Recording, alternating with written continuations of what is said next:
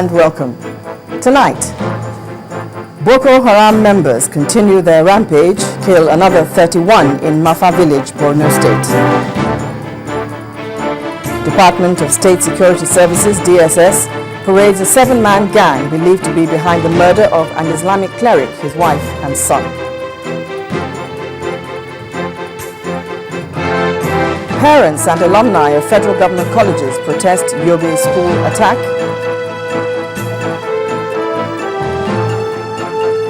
And Russia insists it won't withdraw its troops from Ukraine, also demands Crimea's surrender.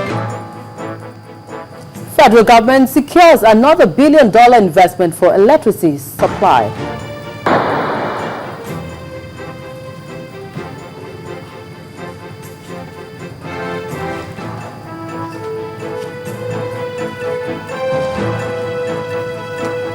Sports News English FA charged Newcastle manager Arlen Pardew with improper conduct.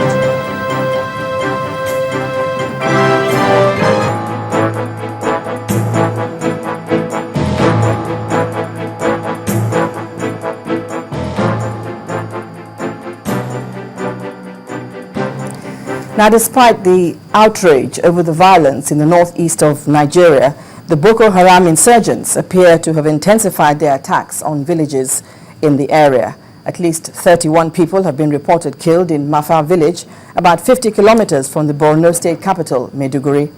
The gunmen reportedly stormed the village at about 8 p.m. yesterday, shooting fleeing civilians and throwing explosives into occupied houses.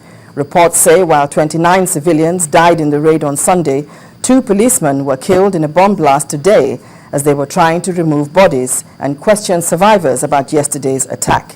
It was also gathered that the attack in Mafa brings the death toll in about 3 days of attacks to 116 and about 400 people in just over a month. Twin bomb blasts in Maiduguri killed at least 46 people on Saturday evening. And in Katsina State today, 3 policemen were killed by unknown gunmen and another civilian murdered in Kusada local government area of the state. Reports say the attackers opened fire on the victims at a checkpoint. Although no group has claimed responsibility for the attack, police spokesman in the state, DSP Aminu Sadiq, confirmed the incident.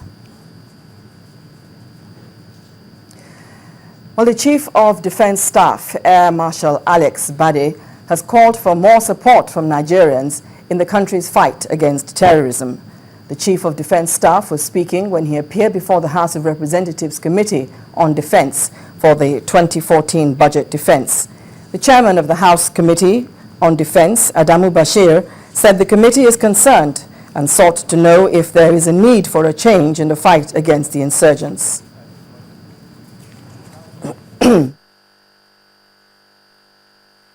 The issue of insurgency is not something we treat with kid gloves. And you have rightly captured it by saying that this fight is not for the military, it is for Nigeria. All agencies of government are supposed to put hands together on deck so that we can defeat this menace called insurgency. So many people keep saying, oh, the military is not doing enough. But what are the other organs of government doing? They don't join in propaganda, they don't join in doing anything. We just want to allow military to go out there and go and do the fight. So if this committee has agreed that it is not for the military, that it is for Nigeria, I believe the press, you would help us because the press is part of this war. If every day all the press will be reporting is something negative about, we have not, we are not seeing praise about what we are doing, then how do you want us to do the fight?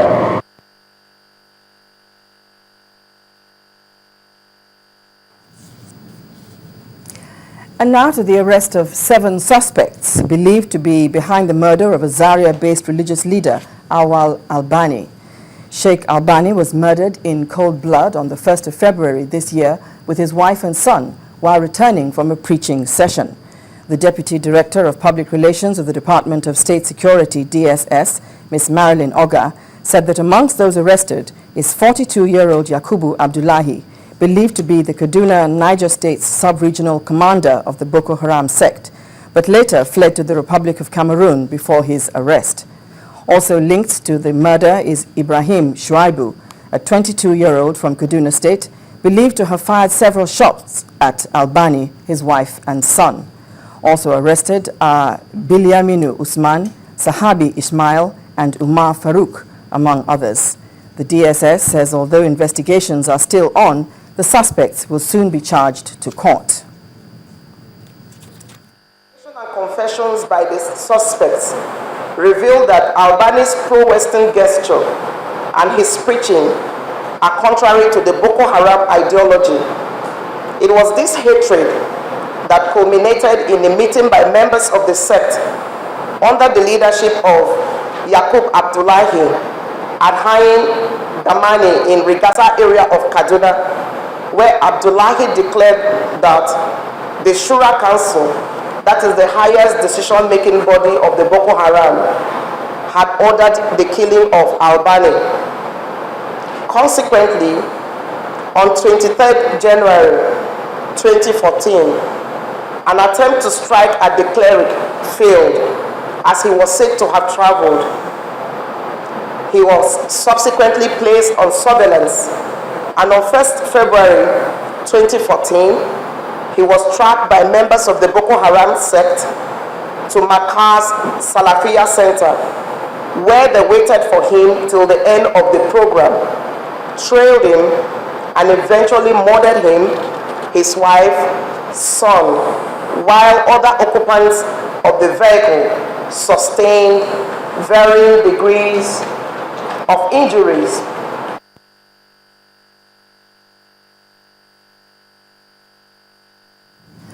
Meanwhile, concerned parents and the alumni of Unity schools and federal government colleges today stormed the office of the Governor of Lagos State, Babatunde Fashola, to protest the killing of students of the FGC Buniyadi in Yobe State.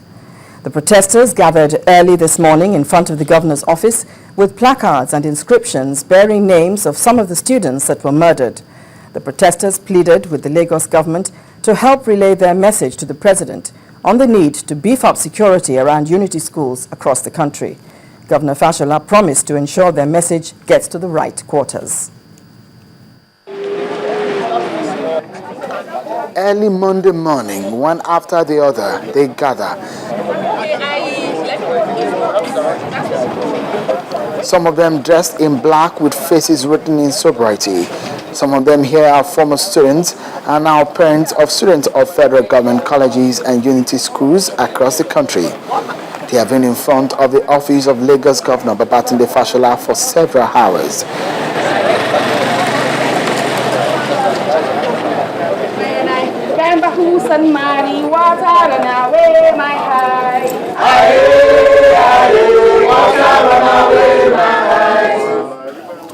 They are worried about the gruesome killings of students of the Federal Government College Buniyadi in Yobe State.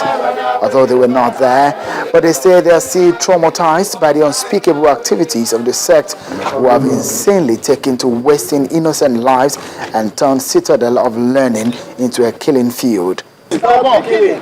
Save our children! Stop the killing!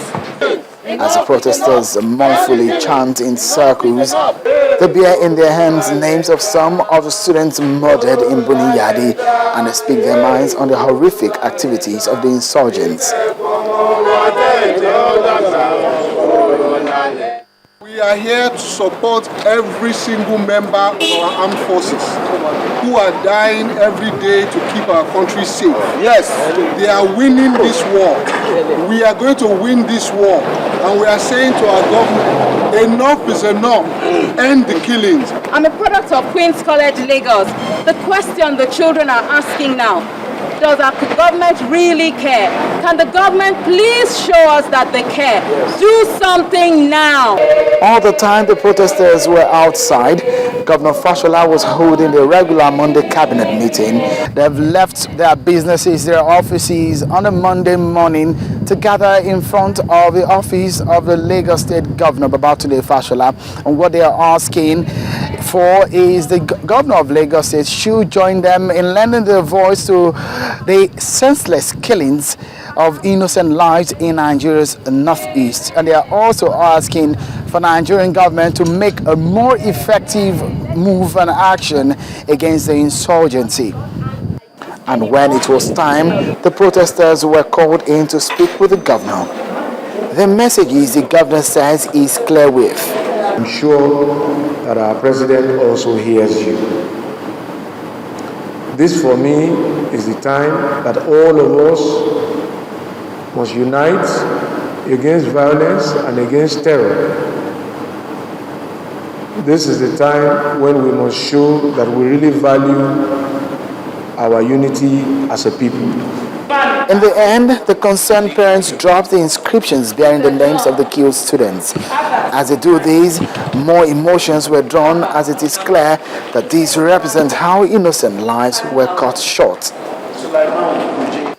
One hopes this move will spur all concerned to take the necessary actions and move fast to stop further shedding of innocent blood.